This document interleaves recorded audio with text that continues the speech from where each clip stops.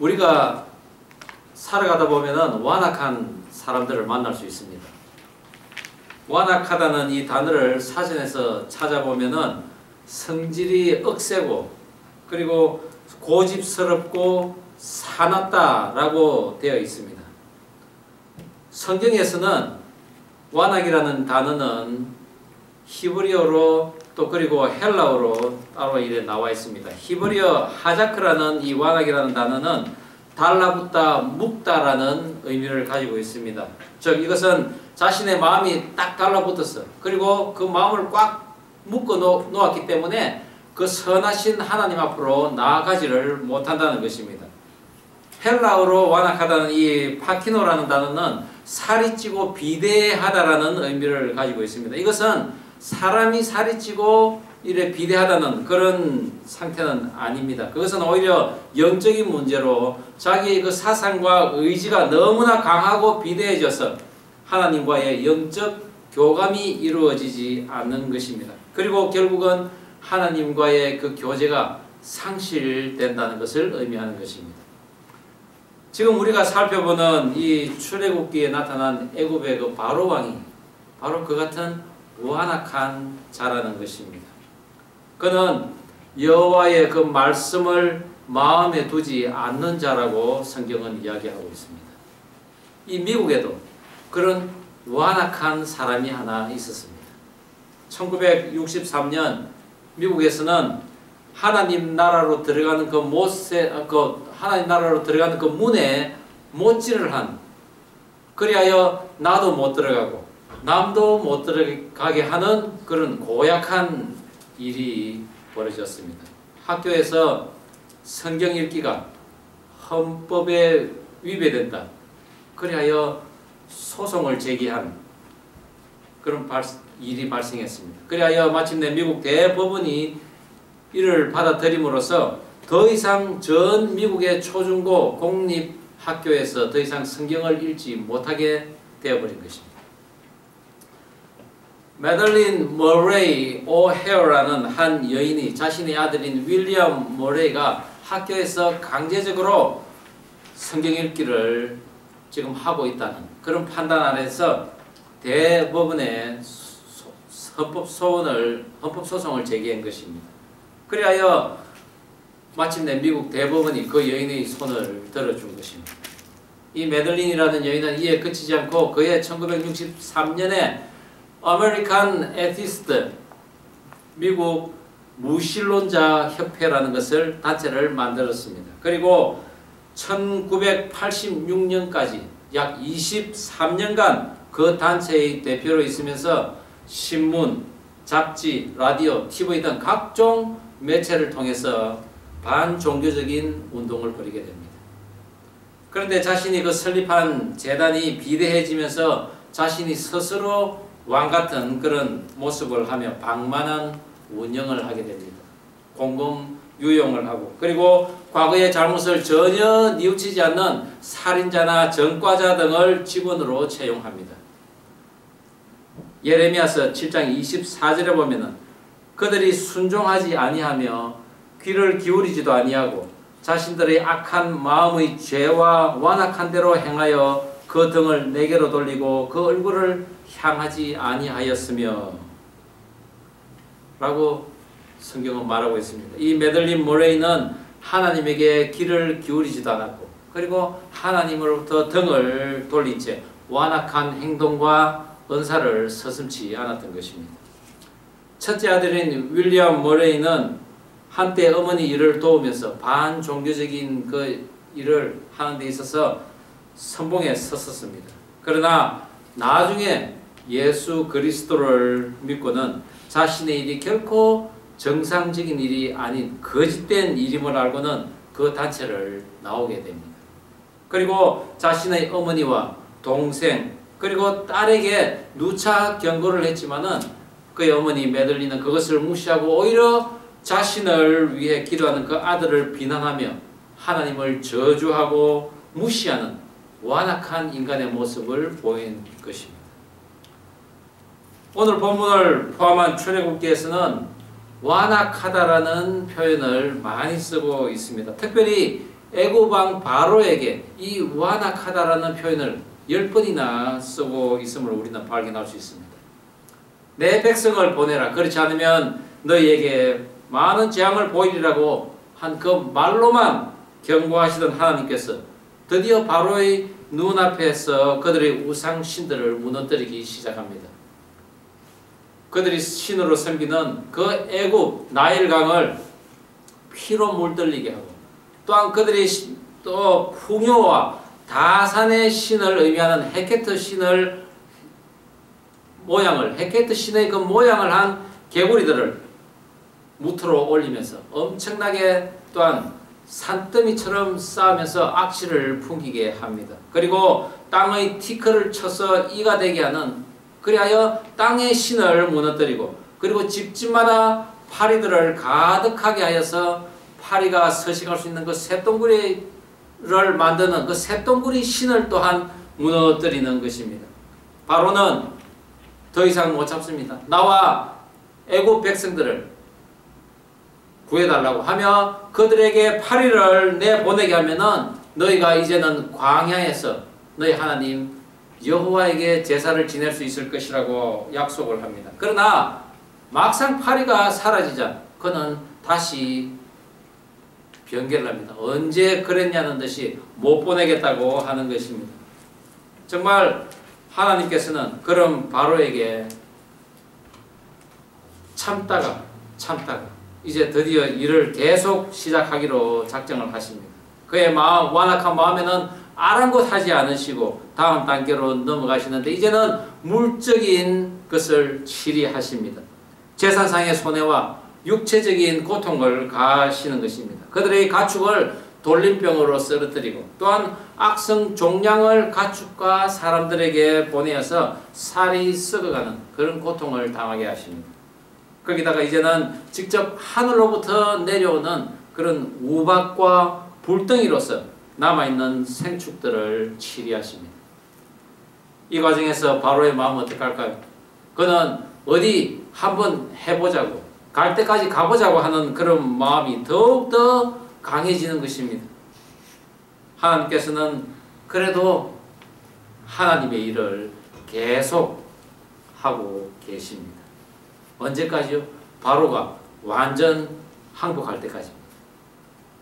오늘 9장에서는 완악한 자를 여호와의 말씀을 마음에 두지 않는 자라고 했는데, 그러한 자는 하나님께서 창조시에 부어주셨던 하나님을 찾는 그 영을 오히려 하나님께 등을 돌리는 그런 대적하는 마음으로 바꾸어서 스스로 하나님에게부터 멀어지며 멸망하는 것을 또한 보여주시는 것입니다. 오늘 저는 인간의 그 완악함을 애굽 왕 바로를 통해서 우리가 살펴보면서 혹 우리에게도 있을 그런 완악함이 있는지 살펴보고, 그런 것이 있다면 어떻게 물리쳐야 하는지에 대해서 함께 나누고자 합니다.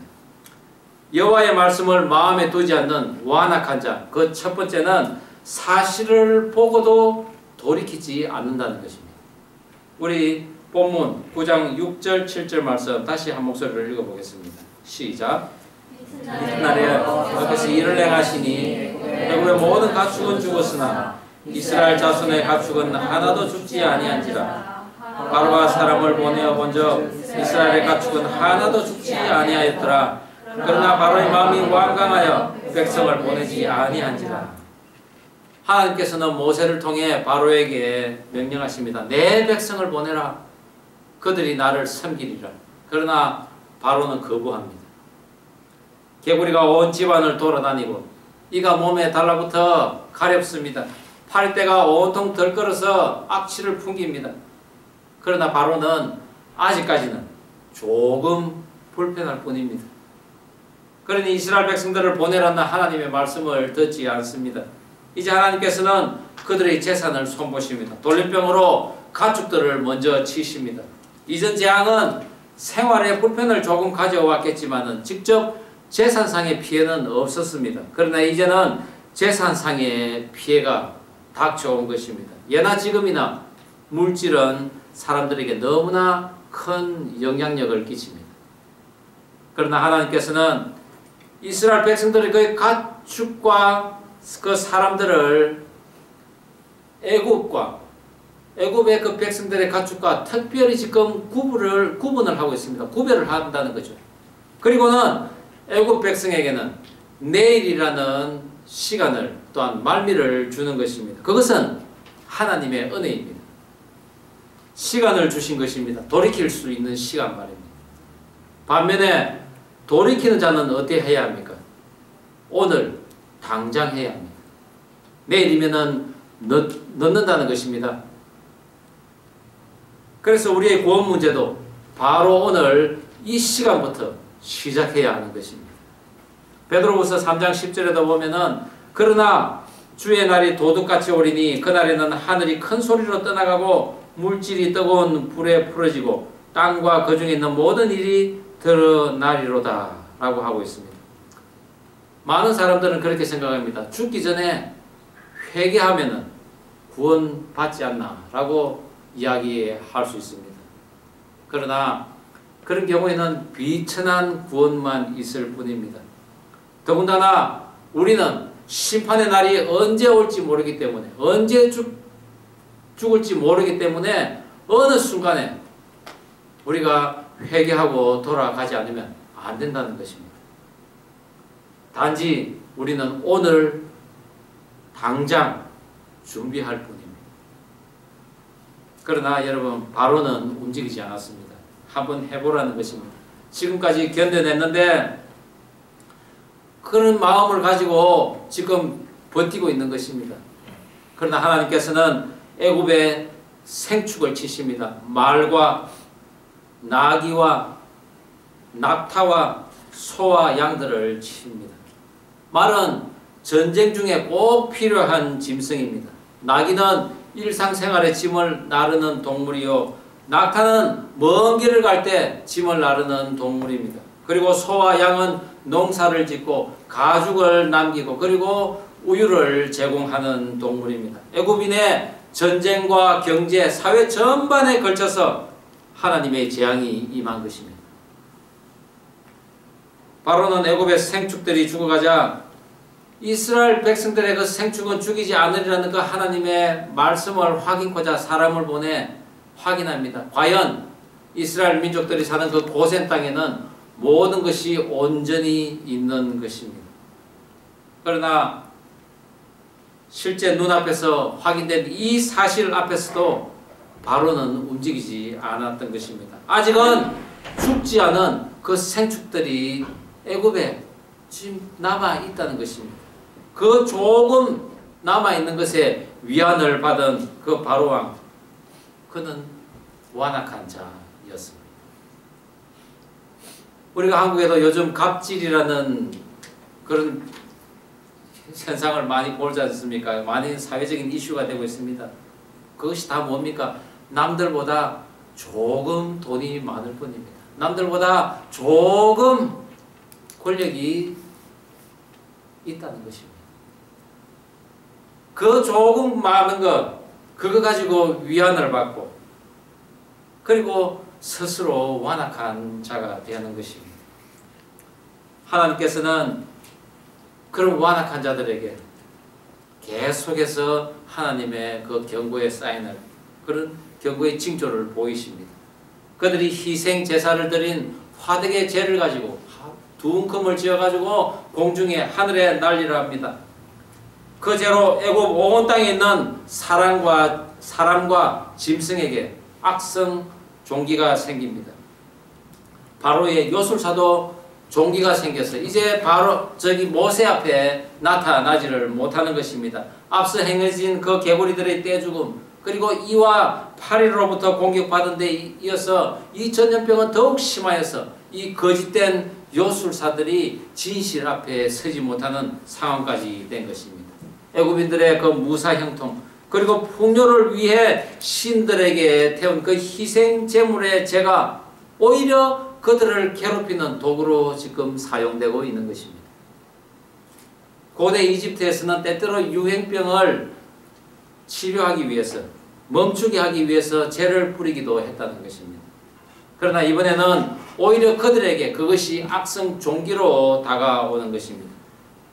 이 사태로 인해 그들이 섬기는 농사와 풍요를 상징하는 신, 그리고 신들의 여왕, 그리고 애굽인의 그 마술과 요술의 신들, 그 모든 것들이 쓰러져 버렸습니다. 특별히 그들을 두려워하게 하는 악신인 티폰이라는 그런 신을 달래기 위해서 그들은 희생 제물을 불에 태웠습니다. 그런데 그 신에게 바친 그 희생 제물의 죄가 도리어 이제 애굽인들에게 재앙으로 다가온 것입니다. 땅에서는 우상들에게 열심히 희생 제물을 드리며 그들을 섬기는 열심을 내었지만은 하나님의 손을 거치니 그것이 오히려 재앙이 되어서 그들에게 공격을 하는 것입니다. 성경에서는 죄를 덮어쓰는 그런 표현이 많이 나옵니다. 그것은 곧 우리가 죽으면 우리의 육체는 티끌이 되어서 땅으로 돌아가는 것을 의미하기 때문에 그 하찮은 티끌과 같은 우리의 존재가 우리를 창조하신 그 하나님 앞에 어찌 감히 서겠습니까? 그리고 우리가 지은 그 죄를 하나님 앞에 자복하는 회개의 죄의 덮음입니다. 그리고 하나님께서는 그 죄를 덮음으로써 우리에게 용서를 해 주셨다는 것입니다. 그렇습니다. 완악한 자에게는 고통을 주는 우상의 찌꺼기이지만 우리 성도에게는 죄사함을 받는 그런 회개의 그런 재뿌림이라는 것이죠. 우리가 우상과 같은 것을 얻기 위해서 열심히 땀을 흘려 손에 쥐지만은 오히려 하나님께서는 그것을 화가 되게 해야 우리에게 돌려보낼 수 있다는 것입니다. 하나님께서 나의 삶에 간섭하셔서 시시때때로 경고도 하고 때로는 사람들을 통해서 우리에게 보이시는 그 수많은 사건과 사고들을 우리는 정녕 모른다고 할 수 있겠습니까? 직접 내가 당하지 않아서 아니 나는 견딜만 하니 나는 모른다고 나와 상관없다고 과연 누가 그렇게 할 수 있을까요? 적어도 우리 성도는 그런 일이 있으면 어떻게 해야 합니까? 기도해야 합니다. 내뿐만이 아니고 다른 사람들이 만약에 그런 경우가 당한다면 그 다른 사람을 위해서 우리가 중보 기도를 해야 한다는 것입니다. 우리 사회 전반에 걸쳐서 재해가 끊임없이 일어나고 있습니다. 백화점이 붕괴되고 한강 다리가 끊어지고 그리고 여객선이 침몰하고 지하철 공사장이 무너지고 가스가 폭발하고 그런데 이 많은 재난이 단순히 자연재해만 재해가 아니고 인재로 인해서 일어나는데도 사람들은 그저 나와 상관없다고 합니다. 왜 그렇습니까?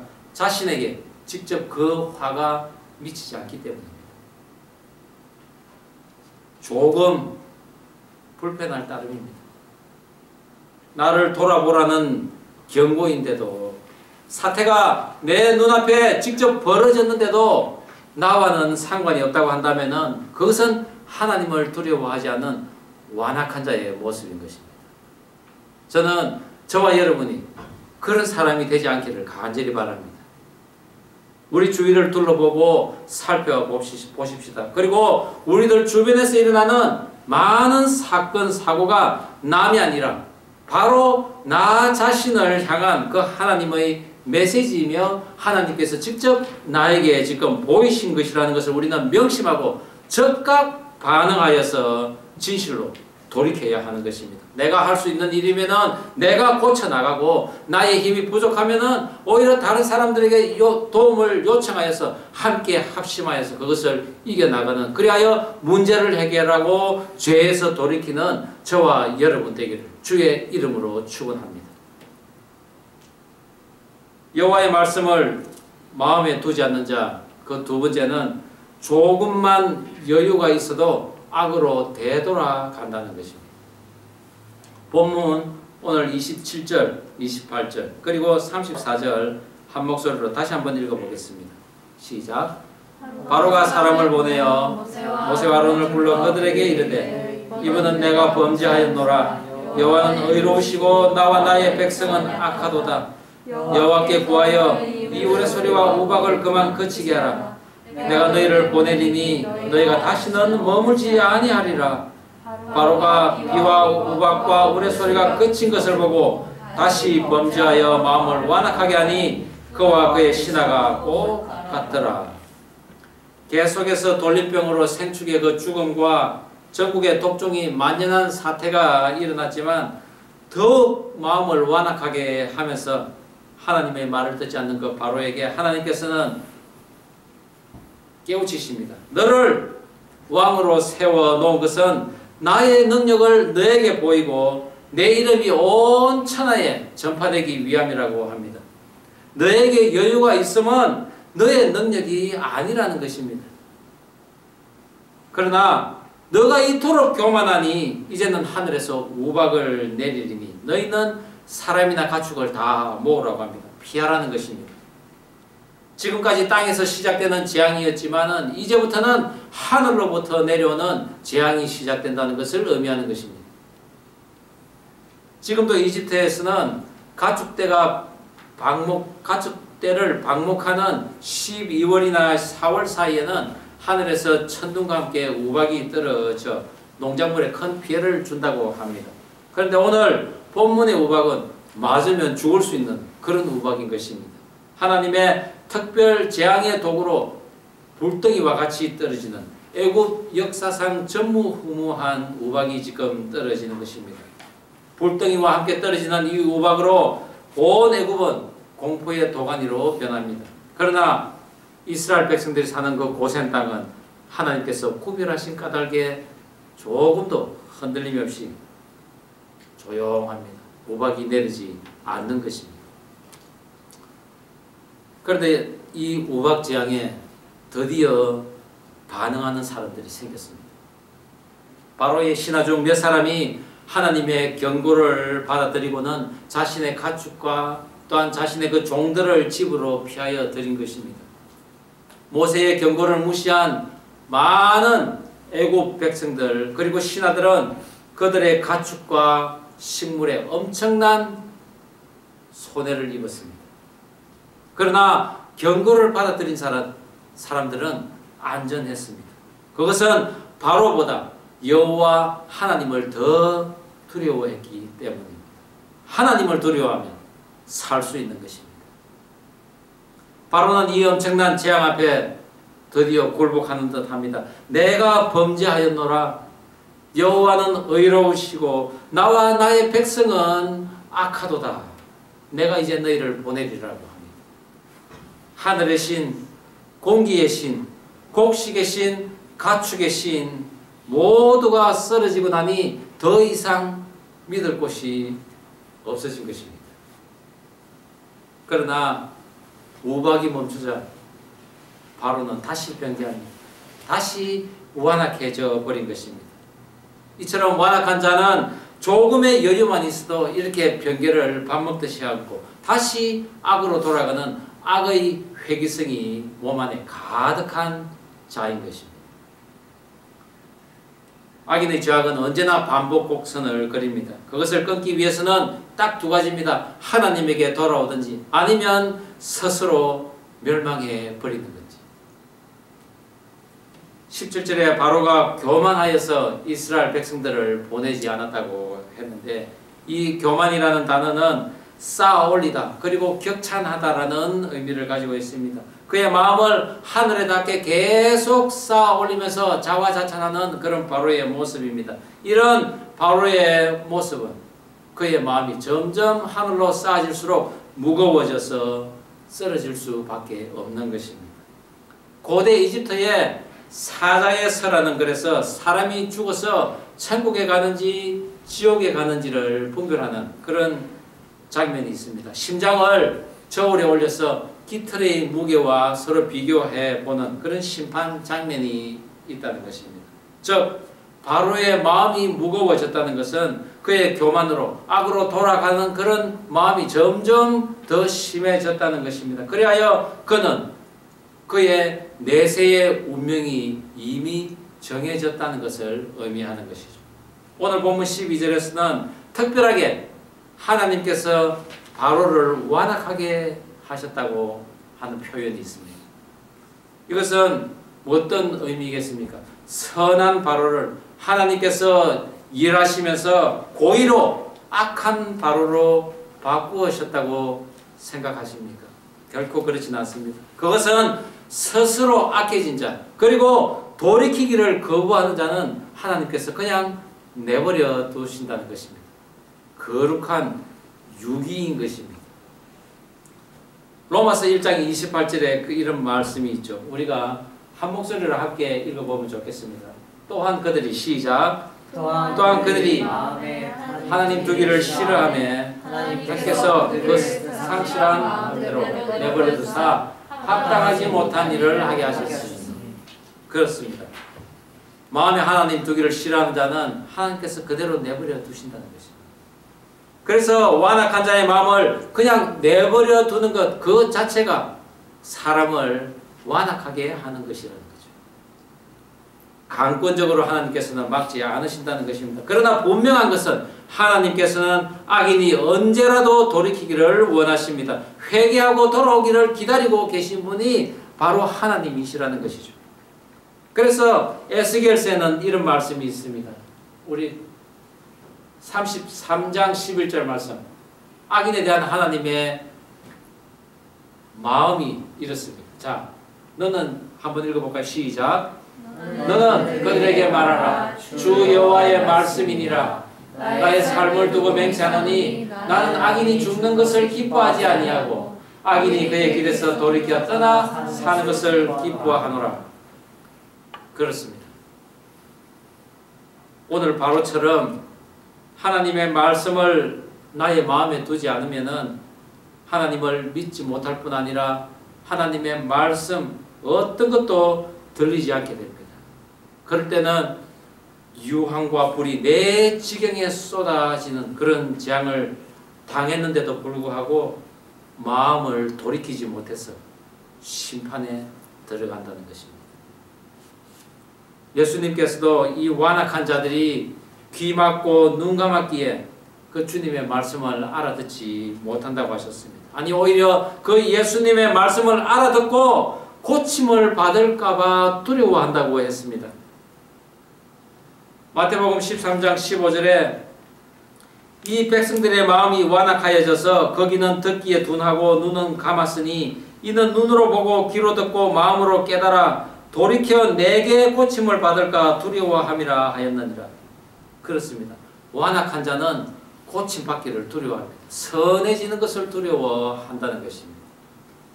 여기서 예수님께서 말씀하신 눈을 감는다라는 이 까미오라는 단어는 눈에 밀랍이나 기름 등을 발라서 눈을 감기는 것을 의미합니다. 그래서 고대 사회에는 눈을 감기게 하는 형벌로서 이렇게 밀랍이나 기름을 눈에 발랐다고 합니다. 예수님께서는 고침을 받아서 선해질 바에는 차라리 스스로 자신의 눈을 멀게 하여서 악한 대로 살려는 그런 자들이 바로 완악한 자라고 하셨습니다. 오늘 바로가 바로 이런 자였습니다. 자신이 곧 신이라고 자처하며 살아왔는데 참 신이신 여호와 하나님 앞에 나아가면 자신의 그 속임수와 치부가 그대로 드러날까 두려워서 스스로 길을 막고 눈을 멀게 해버린 것입니다. 악으로 돌아가는 것을 우리는 경계해야 합니다. 그리고 악으로부터 돌아서는 그런 결단이 필요한 것입니다. 죄를 끊어내는 용기가 우리에게 필요한 것입니다. 메들린 모레이의 아들 윌리엄 모레이는 하나님의 말씀에 귀가 열리고 눈을 뜨게 됨으로써 1980년 극적으로 예수를 영접하고 나중에 침례교 목사가 됩니다. 자신이 쓴 그 자서전 같은 그 책 My Life Without God이라는 그 책을 통해서 그동안 자신이 어머니와 함께 행한 그 신을 부정하는 행위는 살아계신 하나님을 부정하는 하나님 보시기에 너무나 큰 죄를 지은 행위였다고 그렇게 고백합니다.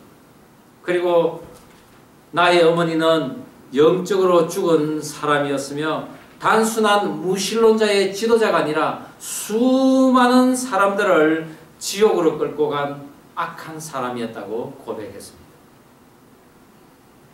여호와 하나님께서 자신을 나타내신 스스로 계신 자 I am who I am 이라고 하신 것처럼 이 메들리는 다른 사람들이 자기의 그 권위에 도전하는 듯 하면은 무신론자이면서도 마치 자신이 그 신인 양 I am Madeline Murray O'Hare라고 소리쳤다고 합니다.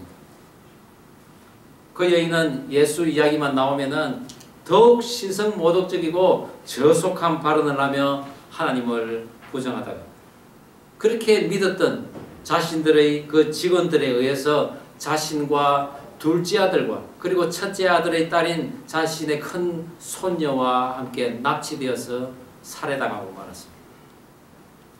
철저히 하나님의 말씀으로부터 길을 막고 스스로 눈을 감아버린 그런 머레이는 그렇게 멸망의 길로 스스로 걸어갔던 것입니다. 오늘 저와 여러분은 하나님의 말씀 앞에 귀를 막고 눈을 감는 그런 완악함을 갖지 않기를 바랍니다.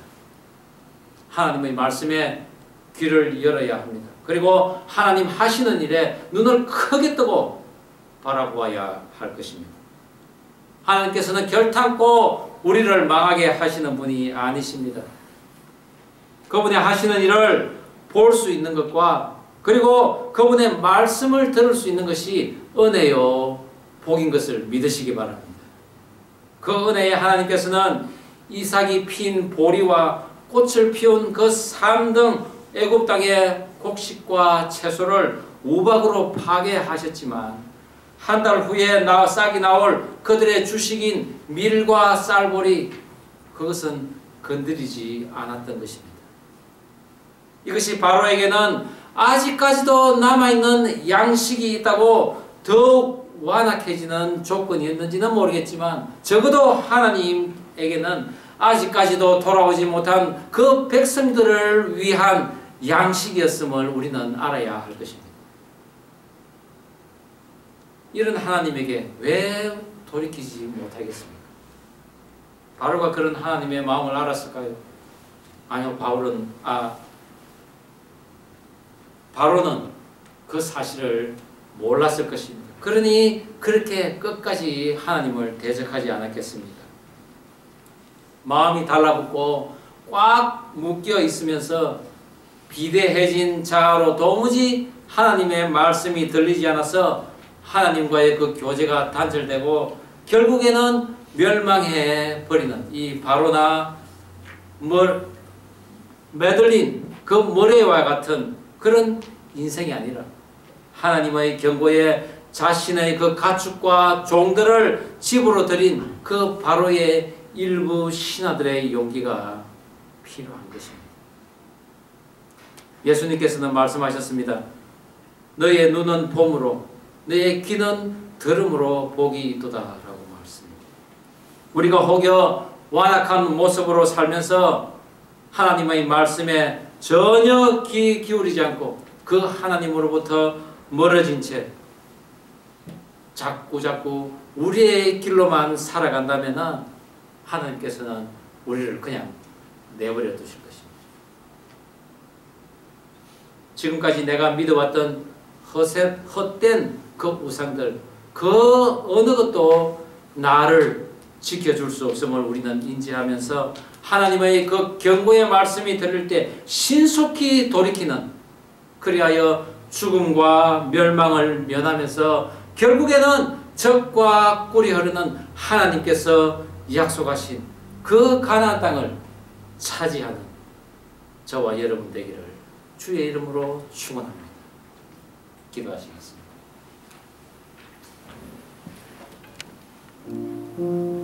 우리 이 시간 함께 기도하면 좋겠습니다. 그렇습니다. 하나님, 우리가 완악한 인간이었습니다. 우리 마음을 묻고 우리 자아가 너무나 비대해져서 하나님의 목소리가 들리지 않고 하나님 앞에 또 나아가기를 꺼려했습니다. 그러나 하나님, 이제는 저를 고쳐 주시옵소서, 도와주시옵소서. 이제부터는 나 스스로 눈을 가리고 길을 막는 그런 인생이 아니라 하나님의 말씀이 생명의 말씀인 것을 우리가 인정하고 그 말씀에 순종하며 살아가게 하옵소서. 그 하나님을 의지하게 하옵소서라고 기도하면 좋겠습니다. 우리 이 시간 다 함께 기도하면 좋겠습니다. 하나님 아버지 감사합니다. 오늘도 주신 말씀으로 저희들이 살아감을 또 고백합니다. 그렇습니다. 하나님, 예전에는 제가 그렇게 완악한 인간이었습니다. 하나님의 말씀을 부인하고 오히려 그 하나님의 말씀을 듣기를 또한 거부했던 그런 인간, 그런 자였습니다. 그렇지만 하나님, 이제는 고침받기를 원합니다. 변하기를 원합니다. 나의 마음이 하나님께 열려있기를 원합니다. 하나님의 음성을 듣기를 원합니다. 나의 완악함을 깨기를 원합니다. 하나님 보여주시는 어떤 경고와 사인에 적극 반응하여서 돌이켜 나아가게 하여 주시옵소서. 나 스스로 눈을 가리고 길을 막는 그런 인생 살 것이 아니라 하나님의 말씀이 나를 살리는 그런 생명의 말씀인 것을 인정하고 살아가게 하여 주시옵소서. 아버지, 하나님 아버지 주신 말씀 가슴에 담습니다. 제가 완악한 인간이지는 않은지 돌아보기를 원합니다. 나의 마음을 묶어서 하나님 앞에 나가기를 싫어하지는 않았는지, 하나님의 말씀을 내 마음에 두기를 싫어하지는 않았는지 돌아보기를 원합니다. 혹여 나에게 그런 모습이 있었다면 오늘 이 시간 나의 완악함을 깨어 주시옵소서. 하나님이 보이시는 경고와 사인에 적극 반응하여 기도하면서 고쳐 나가게 하여 주옵소서. 나 스스로 눈을 가리고 길을 막는 그런 인생이 아니라 하나님의 말씀이 곧 나를 살리는 것임을 인정하고 그 말씀대로 살아가게 하옵소서. 내가 의지하는 우상에서 돌이켜서 하나님을 찾고 하나님을 의지하게 하옵소서. 감사드리오며 예수님 이름으로 기도드립니다. 아멘.